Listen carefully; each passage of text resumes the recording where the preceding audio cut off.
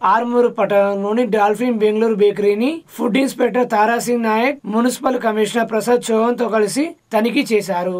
ఆర్మూరు పట్టణంలోని డాల్ఫిన్ బేకరీలో కుళ్ళిన కేకులు విక్రయిస్తున్నారని ఫిర్యాదు మేరకు food inspector, municipal commissioner Prasad Chauhan, sanitary inspector Mahesh తో కలిసి శనివారం ఆకస్మికంగా తనిఖీ చేశారు. కేకులు తయారు చేసే గదిని క్షుణ్ణంగా పరిశీలించారు. సీజ్ చేసిన ఆహార పదార్థాలను హైదరాబాద్ లోని ఫోరెన్సిక్ ల్యాబ్ కు పంపిస్తామన్నారు. 15 రోజుల తర్వాత రిజల్ట్ వచ్చిన తర్వాత చట్టపరంగా సీజ్ చేస్తామని చెప్పారు.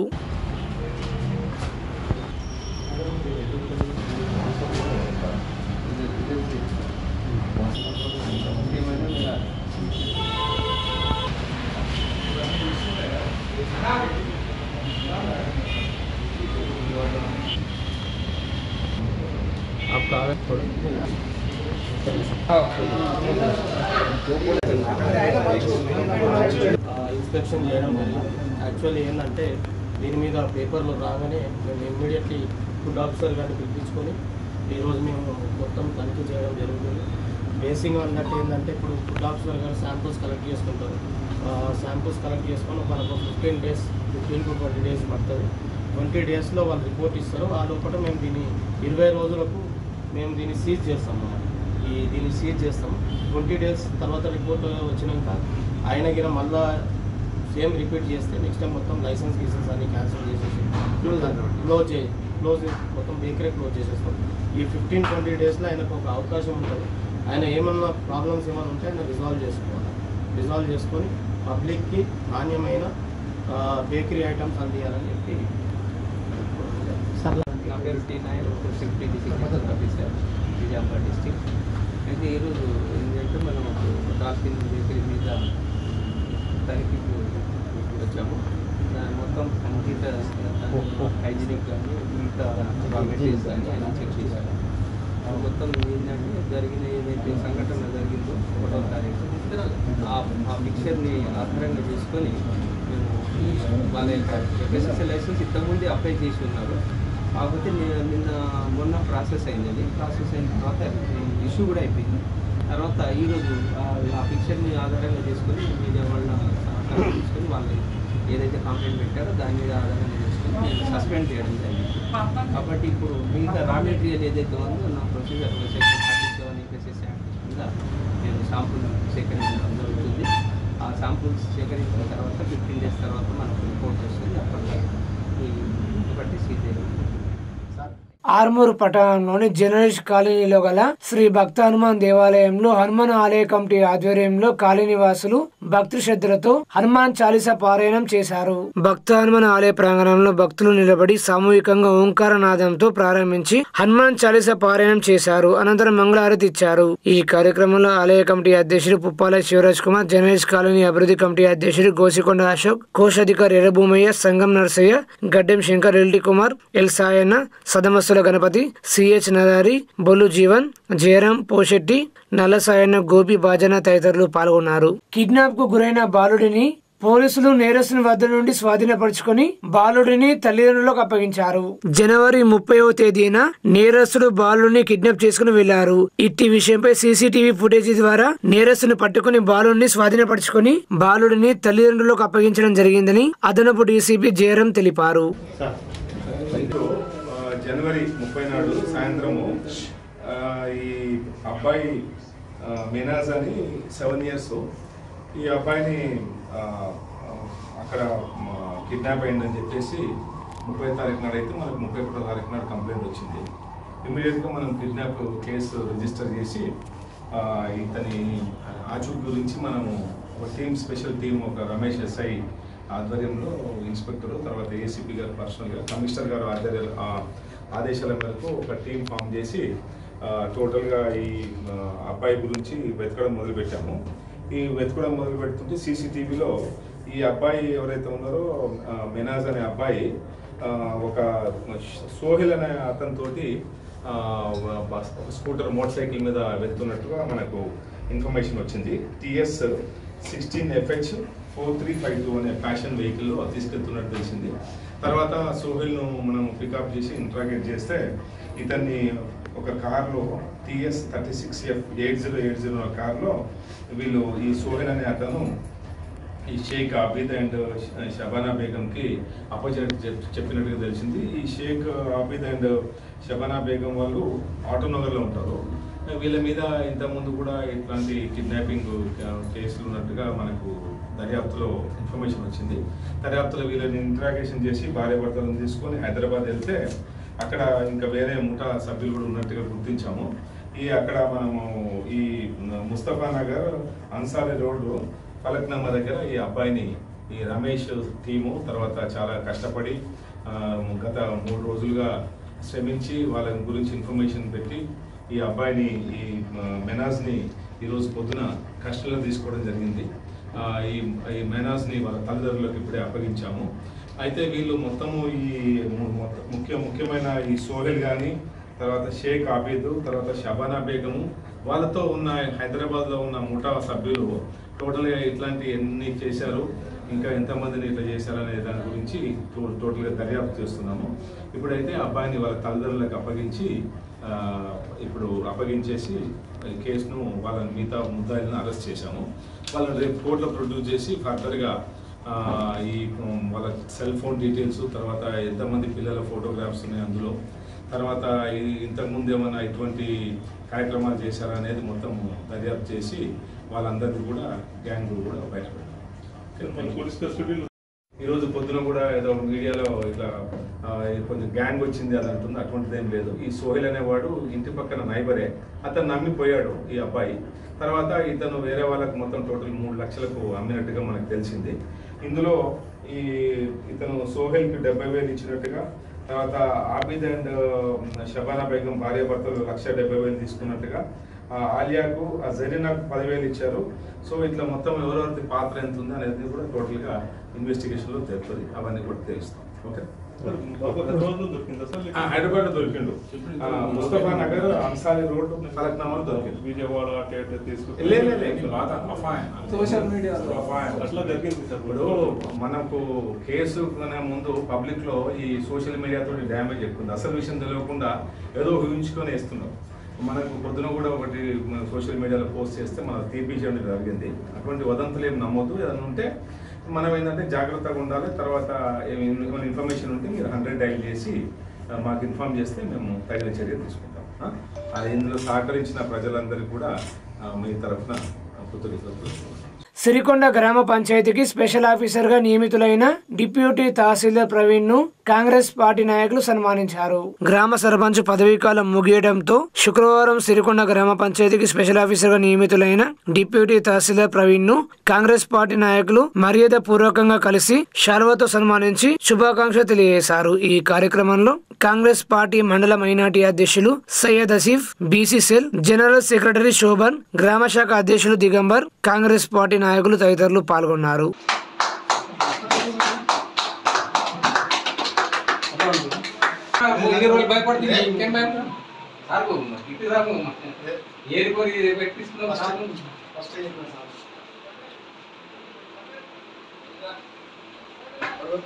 వేల్పూర్ మండల కేంద్రంలోని ప్రెస్ క్లబ్ భవనంలో జాన్కంపేట్ గ్రామస్తులు మీడియా సమావేశం నిర్వహించి మాట్లాడారు.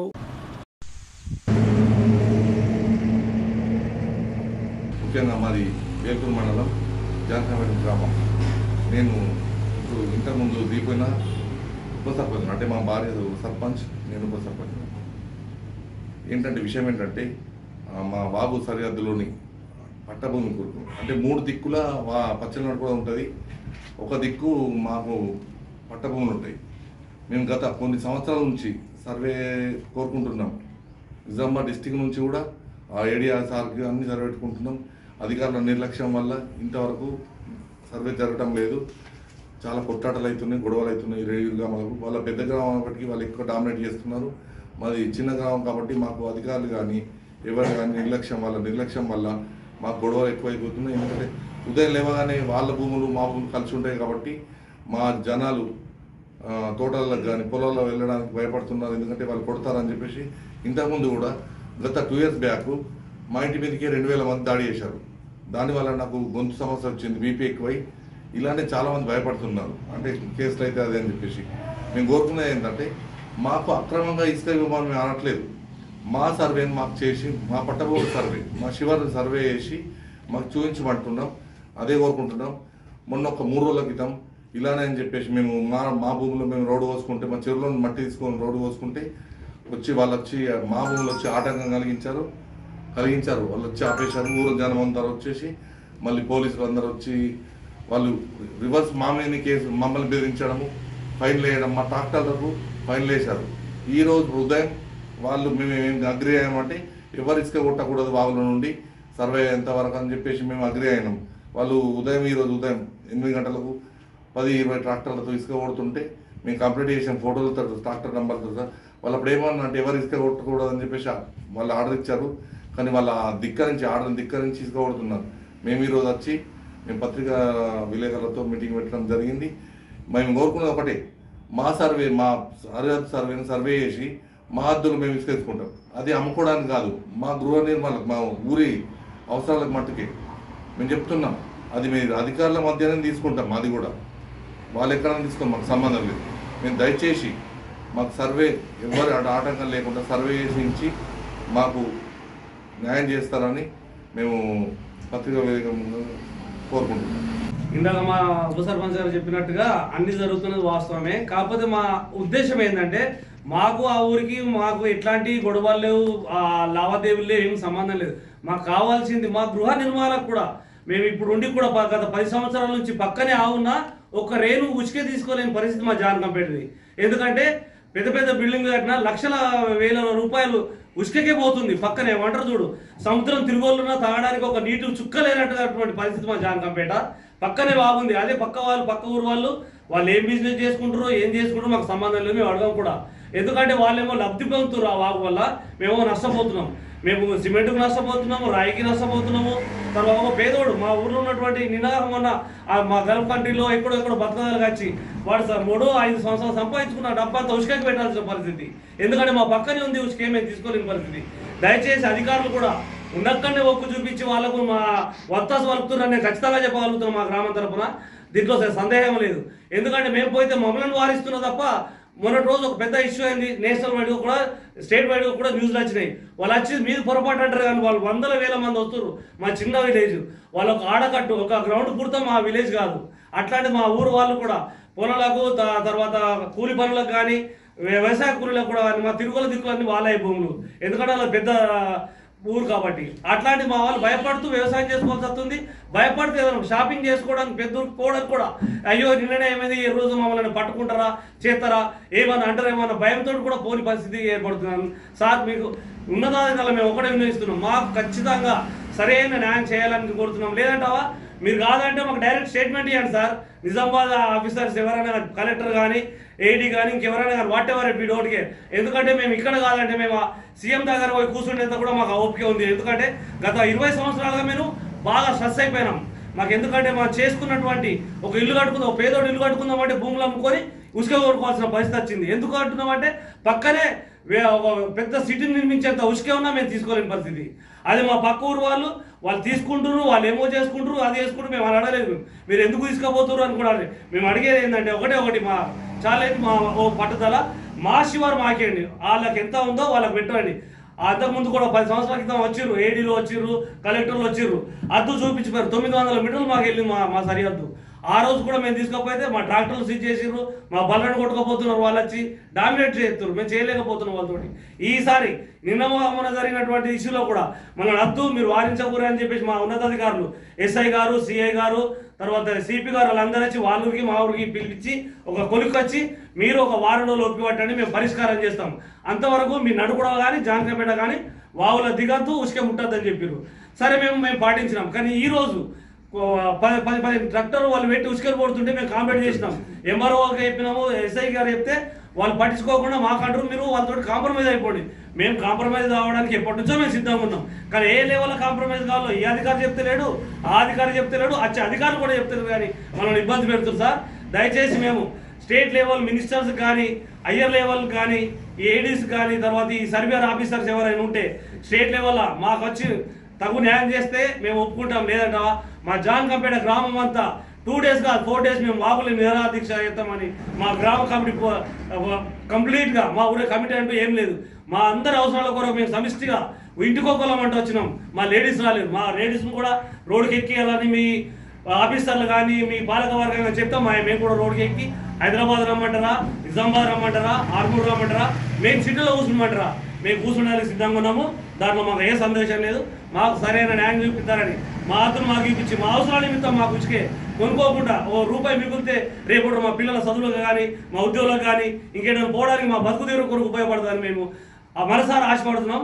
ఇది మా విన్నమము. దయచేసి మాకు తగువైన న్యాయం చేస్తారని మా సర్పంచ్ తరఫున, మా గ్రామ కమిటీ తరఫున, మా ఊరు ప్రజల తరఫున మేము ప్రాధాన్యపడి ఈ చిన్న విన్నపాన్ని ప్రభుత్వానికి, పాలక యంత్రాంగానికి, రెవెన్యూ డిపార్ట్మెంట్కు, పోలీస్ డిపార్ట్మెంట్కు ప్రాధాన్యపడి వేడుకుంటున్నాం. ఇది మా సందేశం సార్. Thank you. మోడీ కార్మిక రైతు వ్యతిరేక విధానాలకు నిరసనగా ఫిబ్రవరి 16న జరిగే సమ్మెలో పాల్గొందామని IFTU జిల్లా ప్రధాన కార్యదర్శి దాసు, తెలంగాణ ప్రగతిశీల బీడీ వర్కర్స్ యూనియన్ రాష్ట్ర ప్రధాన కార్యదర్శి సూర్య శివాజీలు పిలుపునిచ్చారు. స్వదేశీ శిల్పంతో అధికారంకు వచ్చిన తర్వాత మొత్తం యావత్ భారతదేశాన్ని, భారతదేశ ప్రజల యొక్క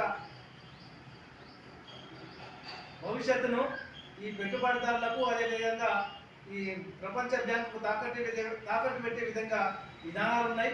ఈ దేశంలో కరోనాతోని కార్మికులు అనేక మంది చనిపోతే, చాలా మంది తిప్పలు పడితే వాళ్ళ యొక్క జీవన ప్రమాణాలు పెంచడం కోసము వాళ్ళకు కృషి చేయలే. కానీ ఇవాళ అంబానీ, ఆదాని లాంటి పెట్టుబడిదారుల కోసము అనేక రాయితీలు ఇచ్చి మొత్తం లక్షల కోట్ల రూపాయలు ఈ పారిశ్రామికవేత్తలకు చేయితనిచ్చిండు. ఆ విధంగా కార్మికులందరికీ కూడా మొండి చేయి చూపిండు. ఇవాళ దేశంలో చాలా మంది కార్మికులు కనీస వేతనాలు అమలు కాక బాధపడతా ఉన్నారు. కాబట్టి ఇవాళ కేంద్ర కార్మిక సంఘాలు ఇవాళ నాలుగు లేబర్ కోడ్లే కాదు, మొత్తం కార్మిక వ్యతిరేక విధానం అవలంబిస్తున్న మోడీ, అమిత్ షాల విధానాలకు వ్యతిరేకంగా, అట్లాగే రైతే రాజు, రైతు లేనిది రాజ్యం లేదని చెప్పి, అన్నదాత రైతులు చెప్పి అనేక ఊకదప్పుడు ఉపన్యాసం ఇచ్చినటువంటి మోడీ, అమిత్ షాలు ఇవాళ మొత్తం భారత వ్యవసాయ రంగాన్ని బలిపీట ఎక్కించి మొత్తం వ్యవసాయ భూములన్నీ కూడా అదాని అంబానీలకు అప్పచెప్పే కుట్ర చేస్తూ ఉంటారు. కాబట్టి వీటన్నిటికీ వ్యతిరేకంగా ఇవాళ కిసాన్ మోర్చా కానీ, లేకపోతే కేంద్ర కార్మిక సంఘాలు ఈ 2024 ఫిబ్రవరి 16 నాడు సమ్మె గ్రామీణ బంద్కు పిలుపునిచ్చినాయి. కాబట్టి ఇవాళ కార్మిక సంఘాలుగా ఈ సమ్మెలో పెద్ద ఎత్తున పాల్గొనాలని చెప్పి IFTUగా ఇవాళ కార్మిక లోకానికి, వివిధ అనుబంధ సంఘాలకి పిలుపునిస్తా ఉన్నాం.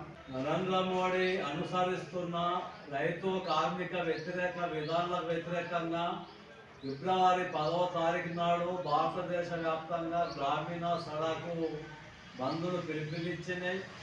ప్రధానంగా రైతులు తాము పండించిన పంటలకు గిట్టుబాటు ధర కావాలని, స్వామినాథన్ సిఫార్సులు అమలు చేయాలని, అట్లాగే పంటలకు తగినటువంటి రక్షణ చర్యలు, కరెంటు, నీళ్లు సౌకర్యాలు కల్పించాలని చెప్పేసి ఢిల్లీ బార్డర్లో సంవత్సరం పొడవునా 750 మంది చనిపోయినప్పటికీ మొక్కవని అయినంత పోరాటాలు చేసిరు. పోరాటాల ఫలితంగా దేశ రైతాంగానికి క్షమాపణ చెప్పినటువంటి భారతదేశ ప్రధానమంత్రి నరేంద్ర మోడీ ఇచ్చినటువంటి హామీలు ఇంతవరకు నెరవేర్చలేదు. వాళ్ళ మీద పెట్టినటువంటి అక్రమ కేసును ఎత్తివేయలేదు, వాళ్లకు నష్టపరిహారం ఇవ్వలేదు.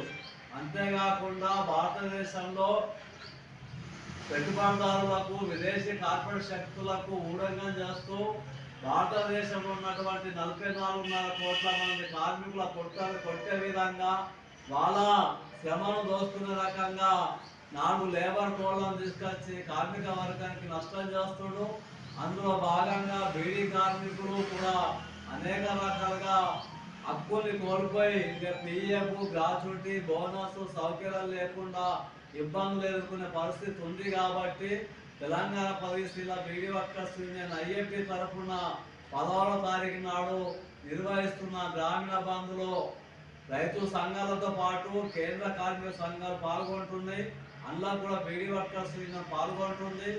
ఈరోజు 16వ తారీఖు నాడు జరిగే సమ్మెకు సహకరించాలని బీడీ యజమానుల సంఘానికి కూడా సమ్మె నోటీస్ ఇవ్వడం జరిగింది. మా యూనియన్ తరఫున బీడీ కార్మికులతో పెద్ద ఎత్తున ఆ సమ్మెలో మేము పాల్గొంటాం.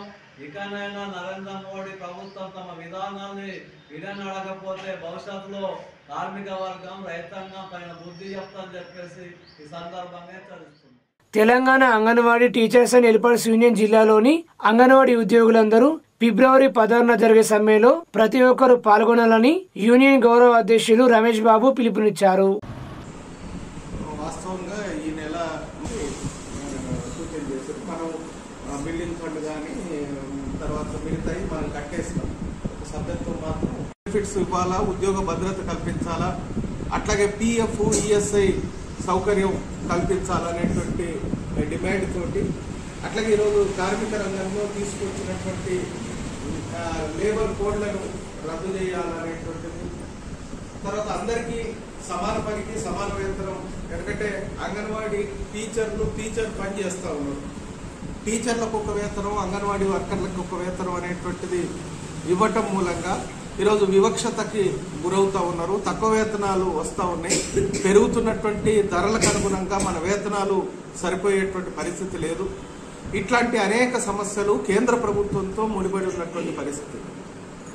కేంద్ర ప్రభుత్వం కార్మిక వర్గానికి, ఉద్యోగులకి సౌకర్యాలని పెంచే బదులు ఈరోజు పెద్ద పెద్ద కంపెనీలకి, కార్పొరేట్ కంపెనీలకి ఈ దేశంలో ఉన్నటువంటి సంపదను కట్టబెట్టేటువంటి పద్ధతుల్లో నిర్ణయాలు జరుగుతున్నటువంటి ఈ సందర్భంలో మనం మొత్తం ఈ దేశంలో ఉన్నటువంటి కార్మిక వర్గం అంతా ఈ దేశం యొక్క సంపదను కాపాడుకోవాలా, కార్మిక వర్గానికి సౌకర్యాలని పెంచాలా, ఉద్యోగ భద్రత కల్పించాలా, అట్లాగే ధరల్ని అదుపు చేయాలా, రైతులు పండించేటువంటి పంటలకి గిట్టుబాటు ధర కల్పించాలనేటువంటి తదితర డిమాండ్లతోటి 16వ తేదీ నాడు దేశవ్యాప్తంగా గ్రామీణ బంధు అనేటువంటి పేరుతో రైతు సంఘాలు, వ్యవసాయ కార్మిక సంఘాలు జరుపుతూ ఉంటే కార్మిక సంఘాలుగా కార్మికుల యొక్క హక్కుల్ని కాపాడాలనేటువంటి డిమాండ్ తోటి, రెండోది ప్రభుత్వ రంగ సంస్థలు ఐసిడిఎస్ కానీ మిగతా ఇవన్నీ ప్రభుత్వ రంగ సంస్థలు, వీటిల్లో ప్రైవేటు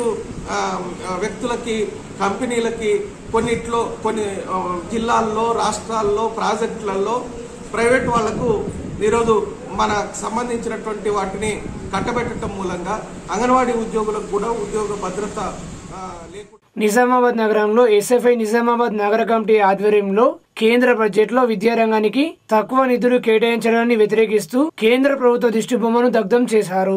ఈ సందర్భంగా ఎస్ఎఫ్ఐ నగర కార్యదర్శి పోషమైన మహేష్ మాట్లాడుతూ కేంద్ర ప్రభుత్వం 2024-25 సంవత్సరానికి సంబంధించి కేంద్ర బడ్జెట్ 47,65,768 కోట్లు ఉంటే అందులో ప్రభుత్వ విద్యాపరంగా అభివృద్ధి కోసం కేవలం 2.61% అనగా 1,24,036 కోట్లు మాత్రమే కేటాయించిందని, ఈ అరకొర నిధులతో ఏ రకంగా అభివృద్ధి జరుగుతుందో కేంద్ర ప్రభుత్వమే చెప్పాలని విమర్శించారు.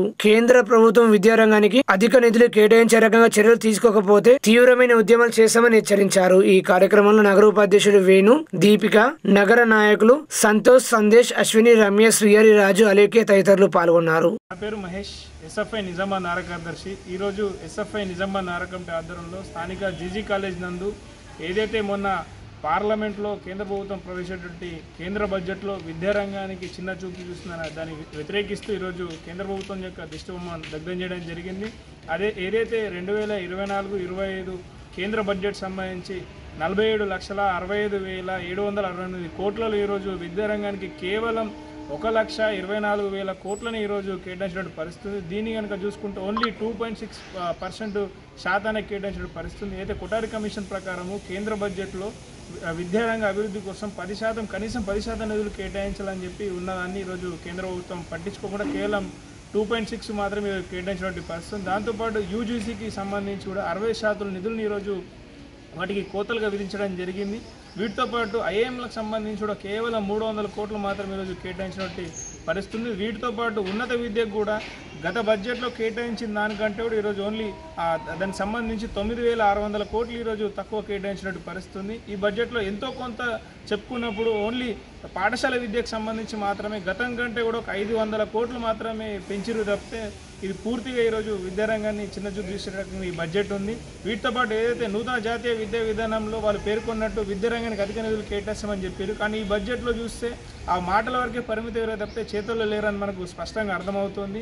నూతన జాతీయ విద్యా విధానం సంబంధించి కూడా డిజిటల్ లైబ్రరీలు అని చెప్పి దాంతోపాటు పాఠశాల అభివృద్ధి చేస్తామని చెప్పారు. కానీ ఈ కేటాయించిన నిధులు అక్కడ ఉన్నటువంటి ఫ్యాకల్టీకి సరిపోతే తప్పితే ఏ రకంగా డెవలప్మెంట్ చేస్తారనేది కూడా ఇందులో పొందుపరచడం లేదు. దాంతోపాటు అనేక సంవత్సరాల నుంచి ఫెలోషిప్లు అందక అనేక మంది విద్యార్థులు తీవ్ర ఇబ్బందులు పడుతుంటే ఈ అరకొర నిధులతోటి ఏ రకంగా వాళ్ళు డాక్టరేట్లను కూడా అది పిహెచ్డి కూడా పూర్తి చేస్తారని చెప్పి ఈ సందర్భంగా మేము ప్రశ్నిస్తూ ఉన్నాం.